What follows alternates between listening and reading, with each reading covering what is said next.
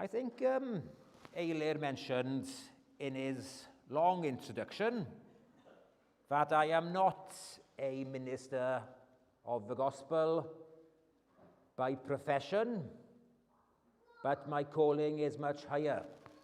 I'm a school teacher. And I've got to be honest, being a school teacher is the best job ever. In August. I was passing W.H. Smith's earlier this afternoon. Wonderful sign in the window, back to school. I think teaching is brilliant in August. It's a real joy. And of course, teachers, as well as pupils, do so much great things during the summer holidays. I've done so much over the last 6 weeks, and I can honestly say maybe the highlight of the last week, guess what I did? I made a will. I am 50 years of age. I know I don't look it. In a couple of years' time, and my wife said to me the other day, "Have you made a will yet?" No comment on that. But last week, I finally made a will, and I've got to be honest, it's one of the most depressing experiences of my entire life. Because I signed a document which starts as follows.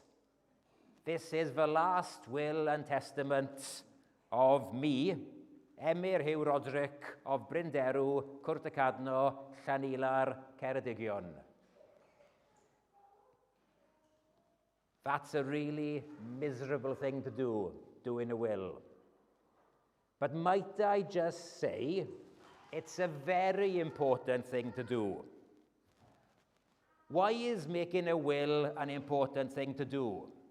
Well, on the one hand, it's important to look after your loved ones after your death. But it's also important that after you've died, you are not responsible for a family feud. How many of you here this evening have had family feuds because of wills? That's not a lovely experience. Now, what can I say? I think tensions concerning wills abound in this current age. But do you know, during the days of the Lord Jesus Christ on earth, there were also tensions about wills and the inheritance. And those of you who've got Bibles, could I ask you to turn to Luke chapter 12, verses 13 to 21. And the Lord Jesus Christ, he was busy teaching the crowds. And the reading tonight starts with verse 13. Someone in the crowd said to him, "Teacher, tell my brother to divide the inheritance with me." Is a problem with the will. And how does the Lord Jesus Christ respond to this? He doesn't address the question directly. Do you know, sometimes in life, someone asks you a question and you think, I am not going down that wormhole. Sometimes you don't answer the question directly. The Lord Jesus Christ doesn't answer the question directly. He sees this as an opportunity to teach. And verse 14, Jesus replied, "Man, who appointed me a judge or an arbiter between you?" Then he said to them, and these are interesting words. Then he said to them, these are challenging words. Watch out. Be on your guard against all kinds of greed. Life does not consist in an abundance of possessions. I think I was in Waterstones, and I love going to Waterstones. Usually, I'm in the crime section. Sometimes I'm around the self-help section. Always think I got problems. Surely the self-help section can help me. But it's good advice, that is, isn't it? Life does not consist in an abundance of possessions. Somebody might be asking tonight, what's life all about? The Lord Jesus Christ says life does not consist in an abundance of possessions. And what happens next? The Lord Jesus Christ decides he is going to tell the crowd a parable. And what's interesting, the Lord Jesus Christ was an excellent teacher. He taught the multitudes. And the Lord Jesus Christ taught in parables. Now, just in case this evening there is somebody here who says, what is a parable? I'll explain very briefly what a parable is. A parable is a simple story. Every one of you can understand this parable. A parable is a simple story which contains a spiritual truth. And so the question is, by the end of the sermon this evening, will you, A, have learnt the spiritual truth, and B, will this spiritual truth affect your lives on a day-to-day basis? I'll ask another question here. Do you believe that the Word of God can make a difference, not only in the days of the Lord on earth, but today in 2023? Can the Word of God, through the ministry of the Spirit, change lives today? I believe that. Do you believe that there is power in the Word to change lives this evening? Is there not power in the Word, maybe to clean up our lives, to set our thinking aright? Because some of you might be saying this evening, this parable is a simple message. I'm too clever for a simple message. And I think you might have a shock. But the Lord Jesus Christ, he taught in parables. And how many parables are there in the Gospels? Oh, this is like play your cards right, isn't it? How many parables are there in the Gospels? I asked Alexa, and there are apparently 55 parables. And each parable has a spiritual truth. Let's go to the parable of the rich fool. How does it begin? And he told them this parable. The ground of a certain rich man yielded an abundant harvest. He thought to himself, what shall I do? I have no place to store my crops. Then he said, this is what I'll do. I will tear down my barns and build bigger ones, and there I will store my surplus grain. And I'll say to myself, you have plenty of grain laid up for many years. Take life easy. Eat, drink, and be merry. Now, this is a simple parable. What do we have here? We have the ground of a certain rich man. I presume what we have here is a farmer. We have a rich farmer who suddenly has an abundant harvest. He has a bumper crop.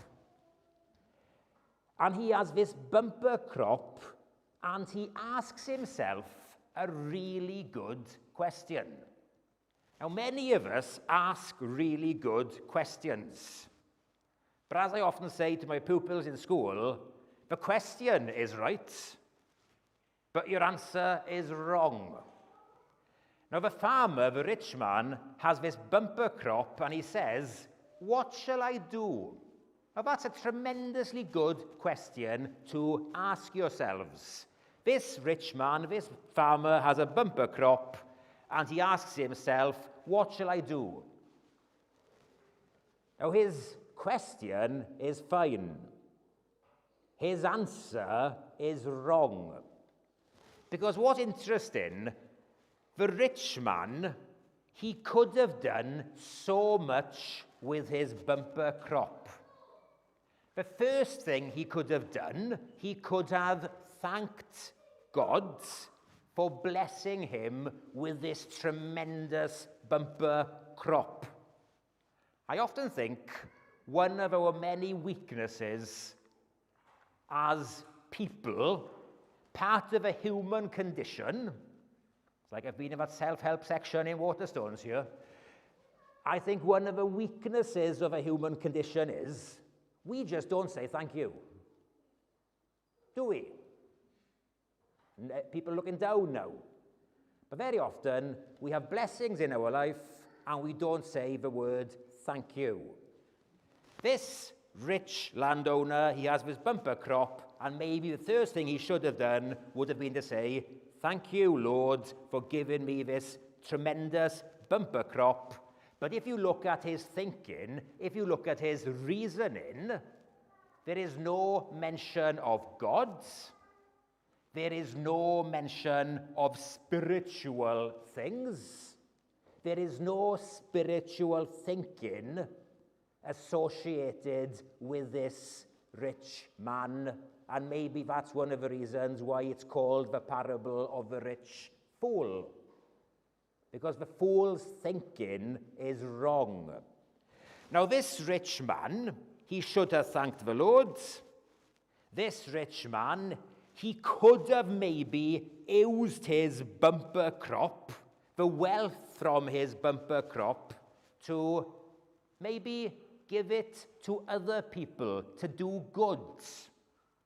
Now, I'm not saying here, any excess money you have, please give me 10% of it. But what I'm saying is, this man was blessed, and he could have done some good with his money and with his crop, but he decided, I'm going to spend it all on myself.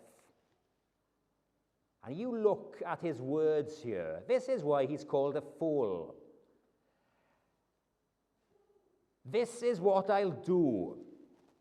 I will tear down my barns and build bigger ones. You can see him now. Oh, I've got this bumper crop. I've got all this wealth now. I'm going to store it. I will tear down my barns and build bigger ones. And there I will store my surplus grain.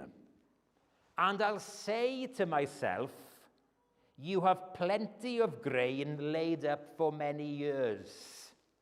And I love these words. Take life easy. Eat, drink, and be merry.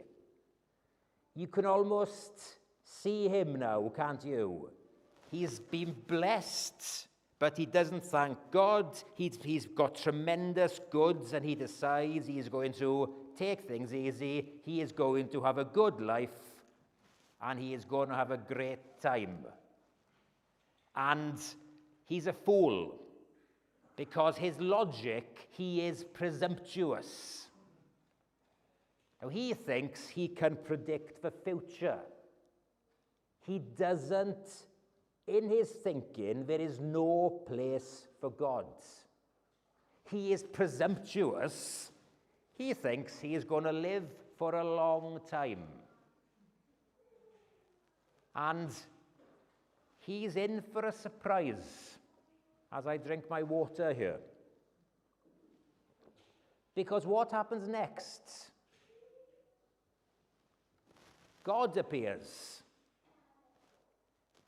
And Jesus says the following, "But God said to him, 'You fool, this very night your life will be demanded from you.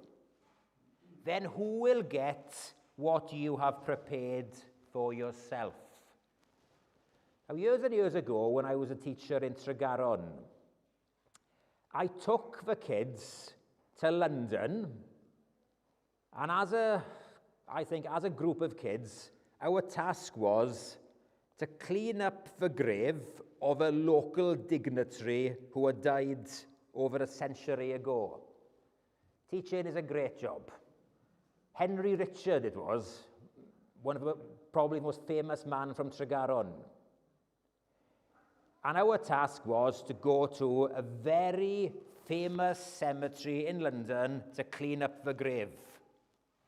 And I remember one of the kids, he said, "Who's the richest man in this cemetery, sir?" And I remember telling him, "Nobody's rich in this cemetery because somebody else has got the cash." It's like my will, isn't it? I could be a millionaire. I'm not, can I point out? But the point is, the question that God says to him, "You fool, this very night your life will be demanded from you. Then who will get what you have prepared for yourself? It's all going to go. It will all be over. Your thinking is wrong." Now, this is a simple message.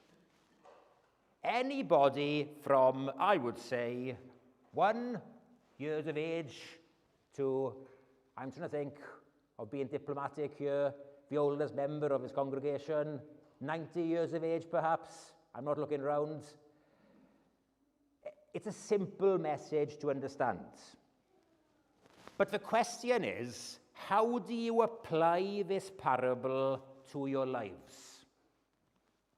And my task is so easy this evening because the Lord Jesus Christ, he teaches the meaning of a parable to his crowds. And he says in verse 21, "This is how it will be with whoever stores up things for themselves, but is not rich towards God." When I read this parable, there is one question that has to be asked. And you know what that question is? Where is your treasure this evening?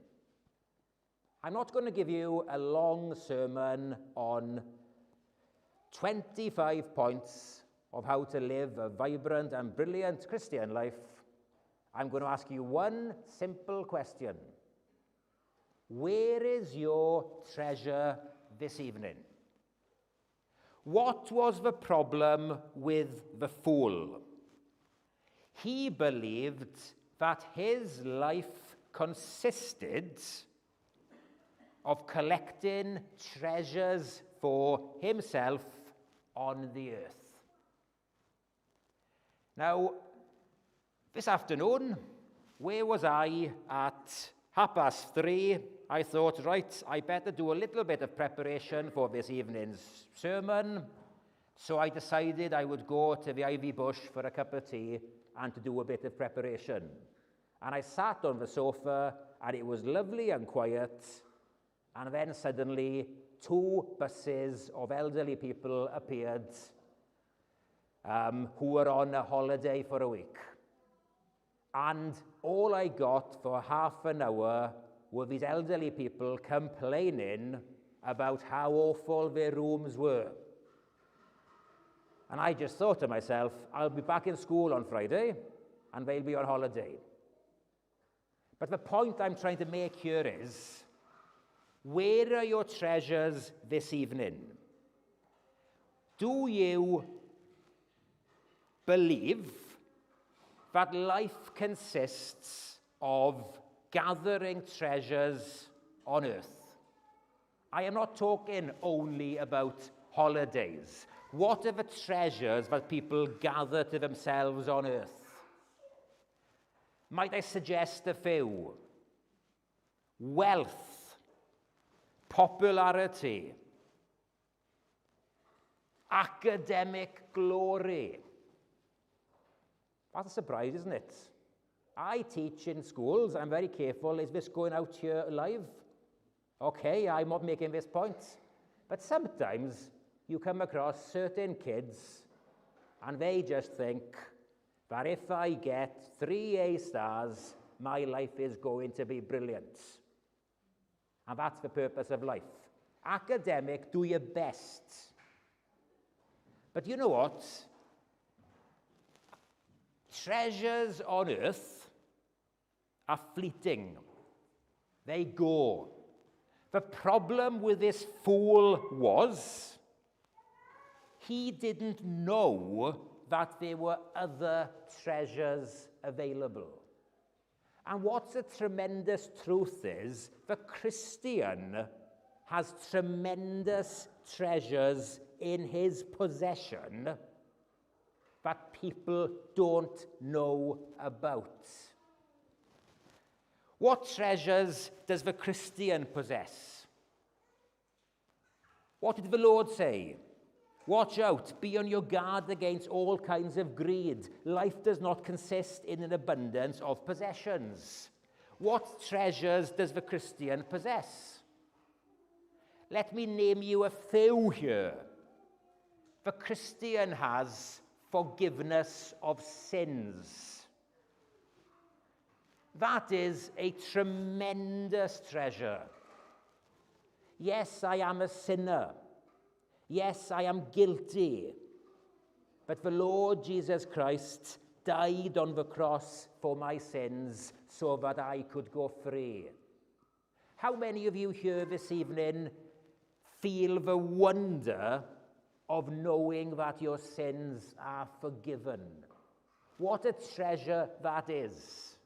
Those of you who maybe live lives of quiet desperation and are aware of spiritual failure, the good news is there is forgiveness of sins through the blood of the Lord Jesus Christ. And not only that, the Christian has forgiveness of sins, but the Christian this evening can go into the very presence of God because he is clothed in Christ's righteousness. Can you imagine that? What a treasure that is.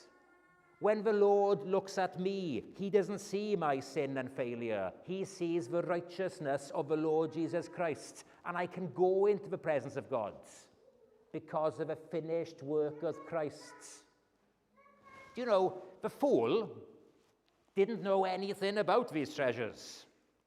The fool just thought, oh, I live a good life. I'll build bigger barns. I mean, it's ridiculous. What was his words here? I'll take life easy. Eat, drink, and be merry. He didn't know about forgiveness of sins. He didn't know about the righteousness of Christ that is available for people.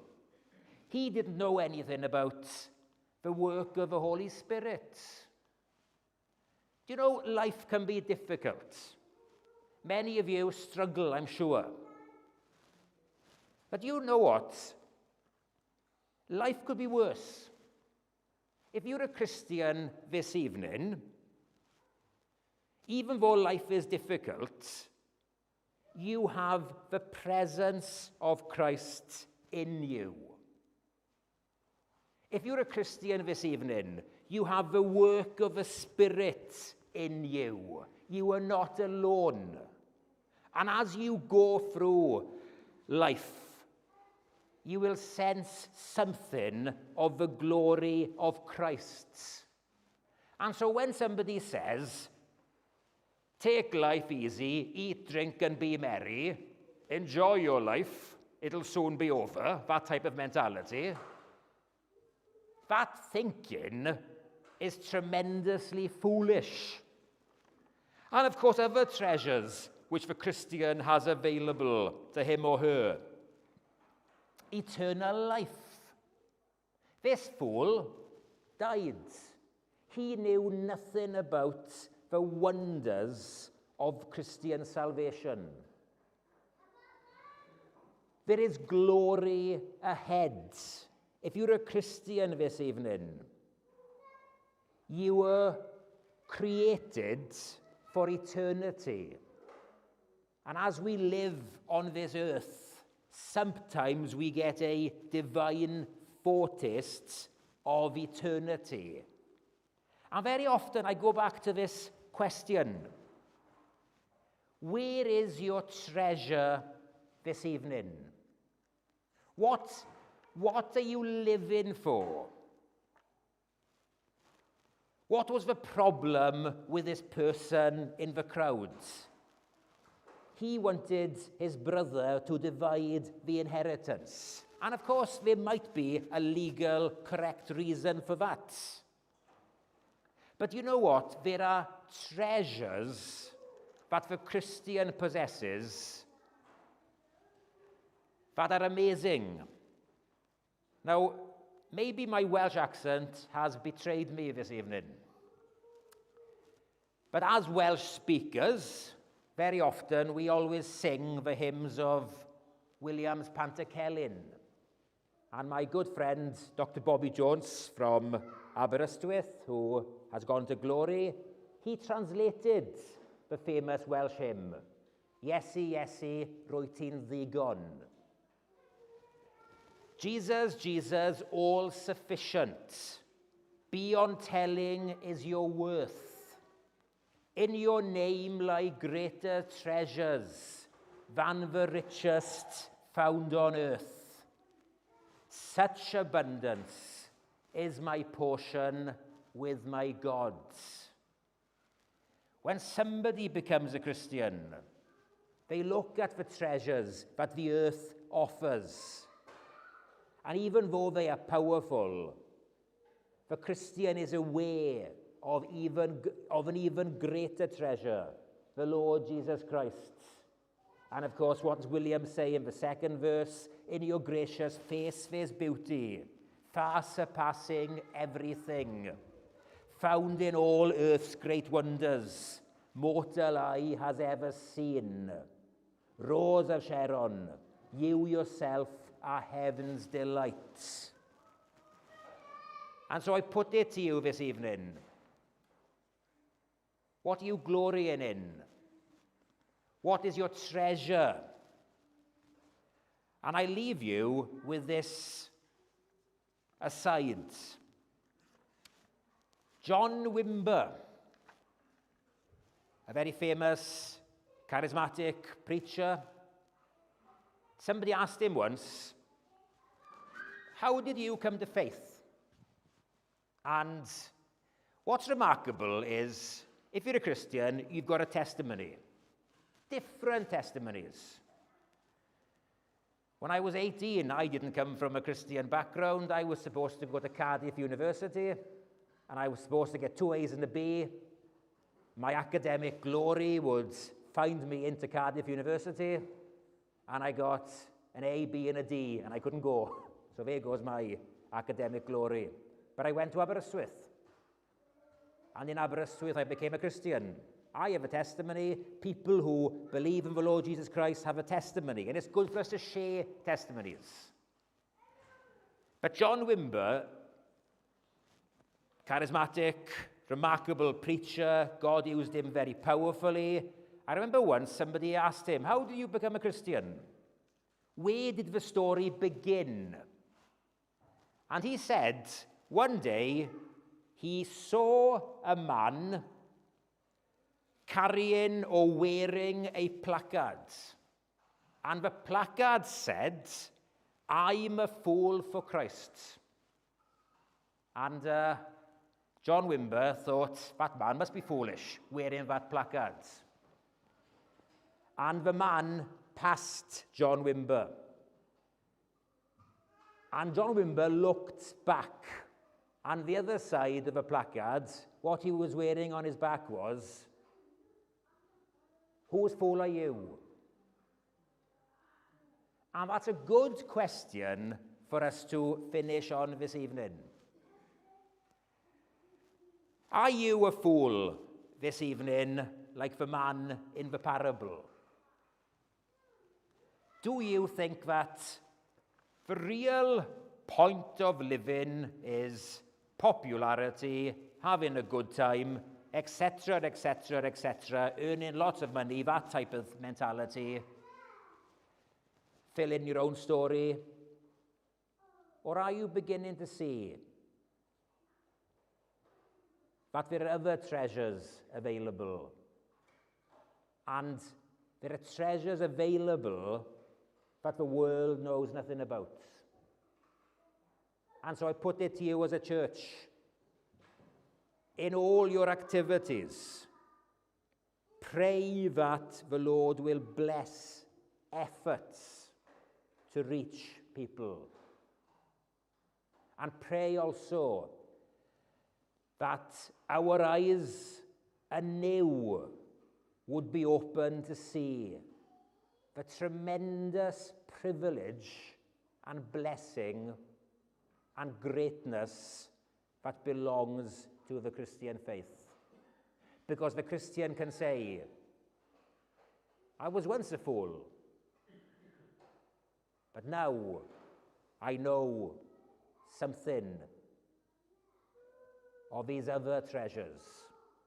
And as we live the Christian life, as we develop as Christians, our eyes are continued to be open. And you know our problem is no fool like an old fool. Very often we slip and our eyes are taken again by the treasures of the world. They have this appeal, don't they? But what does the Lord do in his mercy? He opens our eyes anew and he says, come back to me. Come back to the real treasure. And very often, we all need to see maybe the message in this parable anew. And I'll finish here with the words of the Lord. Life does not consist in an abundance of earthly possessions.